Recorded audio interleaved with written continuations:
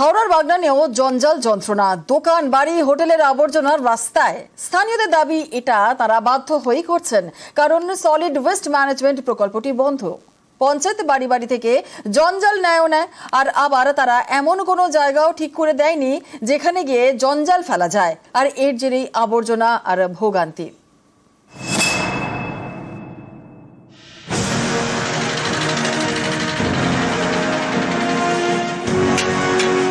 রাস্তার ধারে আবর্জনার স্তূপ, দুর্গন্ধ। এটা কোনো ডাম্পিং গ্রাউন্ড নয়, হাওড়ার বাগনানের রাস্তার ধারের ছবি। ড্রামে করে জঞ্জাল সরাসরি ফেলা হচ্ছে রাস্তার পাশে।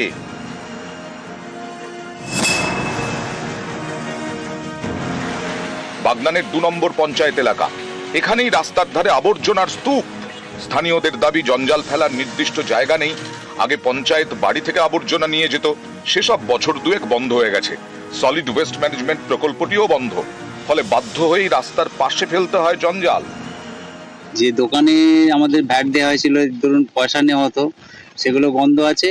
বন্ধ হওয়ার পরেও যত্রতত্র ময়লা পড়ছে এবং ওর থেকে যে পচন সৃষ্টি হচ্ছে, যে পচনের দ্বারা বিভিন্ন ময়লাপত্র দ্বারা আপনার মশা মাছি এই সমস্ত উপদ্রব হচ্ছে। পাশে আমরা দোকানদানিও করি। 2 বছর আগে বাগনানের 2 নম্বর পঞ্চায়েত এলাকায় চালু করা হয় সলিড ওয়েস্ট ম্যানেজমেন্ট প্রকল্প। বাড়ি বাড়ি থেকে আবর্জনা নিতেন পঞ্চায়েতের সাফাই কর্মী। এই আবর্জনা ফেলা হতো সলিড ওয়েস্ট ম্যানেজমেন্ট প্রকল্প এলাকায়। এই আবর্জনা থেকে জৈব সার, গ্যাস তৈরি করা যায়। 2023-এ এই সলিড ওয়েস্ট ম্যানেজমেন্ট প্রকল্পটি চালু হয়, সে বছরই বন্ধ হয়ে যায়। পঞ্চায়েতের যে SWM ইউনিট, এটার কনস্ট্রাকশন অনেক আগেই শেষ হয়েছে। আমরা বারবার গ্রাম পঞ্চায়েতের সঙ্গে বসে চেষ্টা করেছিলাম এটা চালু করার জন্য। আর্থিক কারণে ওরা শুরু করতে পারেনি। এটা এমএলএ সাহেবের সঙ্গেও আমি কথা বলে চেষ্টা করব, আমরা পঞ্চায়েত সমিতি এবং লোকাল বিধায়কের সঙ্গে কথা বলে যাতে দ্রুত ওটাকে চালু করা যায়। অর্থাভাব বা সমস্যার জন্য সেগুলো ঠিক করে রান করানো যাচ্ছে না। তো আমি প্রশাসনকে এটাই বলবো যে যদি প্রতিটা বাড়ি থেকে কিছুটা ট্যাক্স নিয়ে হলেও যাতে SWM প্রজেক্টগুলো ঠিকঠাক ভাবে রান করানো যায়। হাওড়া থেকে সন্তু মালিক, নিউজ 18 বাংলা। সংখ্যালঘু ইস্যুতে বঙ্গ বিজেপিতে 2 সুর। শুভেন্দু অধিকারীর বার্তা, মুসলিম ভোটের দরকার নেই, হিন্দু ভোট বাড়াতে হবে। ভিন্ন সুর অগ্নিমিত্রা পল, শ্রমিক ভট্টাচার্যের। মুসলিমদের শতকরা 95% বেশি তারা ভোট বিজেপিকে দেবেন। অতএব আমি বারবার তাকে আবেদন করছি, তাকে রাষ্ট্রবাদী বলছি। সে পরিষেবা পাচ্ছে, সবই হচ্ছে, তারপরেও তো সে ভোট দেবেন আমি জেনে গেছি। আমার সময়, শ্রম, আমার আবেদনের মূল্য আছে। তো যেখানে আবেদন করলে আমি নির্বাচন রাজনীতিতে জিততে পারবো, সেই ভোটারদেরকে আমি ঐক্যবদ্ধ হওয়ার কথা বলেছি। দেখুন, প্রয়োজন নেই এটা বলবো না, আমাদের মুসলমান ভোট, সবার ভোট দরকার। সামনে বিধানসভা ভোট, তার আগে বারবারই সংখ্যালঘু ইস্যুতে সুর চড়াচ্ছেন শুভেন্দু অধিকারী, শান দিচ্ছেন মেরুকরণে। ওদের দলের যে কটা মুসলমান MLA জিতে আসবে, বিজেপি সরকারে আসবে, চ্যাংদোলা করে তুলে রাস্তায় ফেলবো। মুসলিম এলাকায় আমাদের ব্যাপারটা নাই কিছু। সোজা কথা সোজা বলা ভালো। তুমি আমার, আমি তোমার। ভোট নাই তো আমিও নাই। এসেছে তাতে মুসলিম ভোট নাই বললেই চলে। তৃণমূলের ভোটে 95% মাইনরিটির ভোট আছে। আগামী বিধানসভা ভোটে আমার আরো 5% হিন্দুকে বিজেপিতে সরকার করতে হবে। শুভেন্দু এই দাবি করলেও তাঁরই দলের সাংসদ তথা রাজ্য বিজেপির মুখপাত্র শ্রমিক ভট্টাচার্যের গলায় ভিন্ন সুর। শুভেন্দু অধিকারী যেটা ভালো বুঝেছেন, শুভেন্দু অধিকারীর মতো করে ব্যাখ্যা করেছেন। আপনি শুভেন্দু অধিকারীর প্রসঙ্গ এখানে টানছেন কেন? ভোটার নিয়ে কাজ করবো, ভোটার হিন্দু না মুসলমান ওটা আমরা চিন্তা করতে যাবো কেন? গণতন্ত্রের শেষ কথা হচ্ছে জেতা। প্রয়োজন নেই এটা বলবো না, কিন্তু আমাদের সংখ্যালঘু ভাইরা বোধহয় কোথাও আমাদের বিশ্বাস করছে না বা ভালোবাসে না।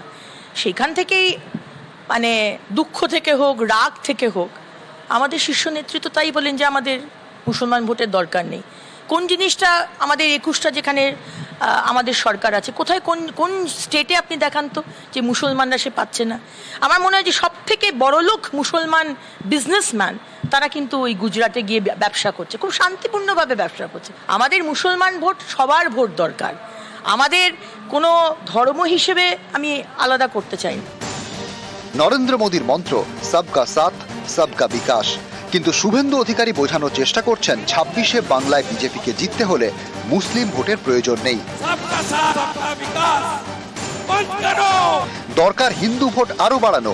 এই তত্ত্বে কি বিড়ম্বনায় বঙ্গ বিজেপি? তাই কি সংখ্যালঘু ইস্যুতে শ্রমিক অগ্নিমিত্রার ভিন্ন সুর? প্রশ্ন নানা মহলে। নিউজ 18 বাংলা। আজ লোকসভায় পেশ ওয়াকফ বিল, আর এই নিয়ে আগের দিন থেকেই শাসক বিরোধী চর্চা, হাওয়া গরম। আমরা চাইছি ডিবেট হোক, পক্ষে বিপক্ষে যুক্তি হোক। আমরা শুনতে চাই যে আমাদের তৃণমূল কংগ্রেসের সাংসদরা কি যুক্তি দেবে।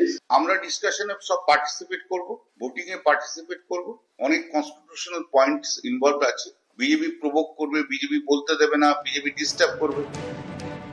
বুধবার লোকসভায় ওয়াকফ বিল, এ নিয়ে আগের দিন থেকেই তরজা তুঙ্গে। এমন একটি আইন এখন বলবৎ আছে যা কোর্টে পর্যন্ত চ্যালেঞ্জ করা যেতে পারে না। কালকে যদি কোনো ওয়াকফ বলে যে আপনার বাড়িতে বা আমার বাড়িতে ওয়াকফ সম্পত্তি, আমার হাতে অধিকার নেই, আমি কোর্টে গিয়ে তাকে চ্যালেঞ্জ করব। তৃণমূল কংগ্রেসের যারা উকিল বাবুরা আছে তারা কি যুক্তি দেয় আমরা শুনি। ভারতবর্ষের মানুষের কাছে বলা দরকার আছে এই বিল কতটা অসাংবিধানিক। আজকে হয়তো মুসলিমদের অধিকার খর্ব করছে, কালকে আবার আসবে খ্রিস্টানদের অধিকার খর্ব করবে। একটা আগ্রাসী রোল এই গভর্নমেন্টের, সেই আগ্রাসী ভূমিকার সম্পূর্ণ বিরোধিতা করতে হবে।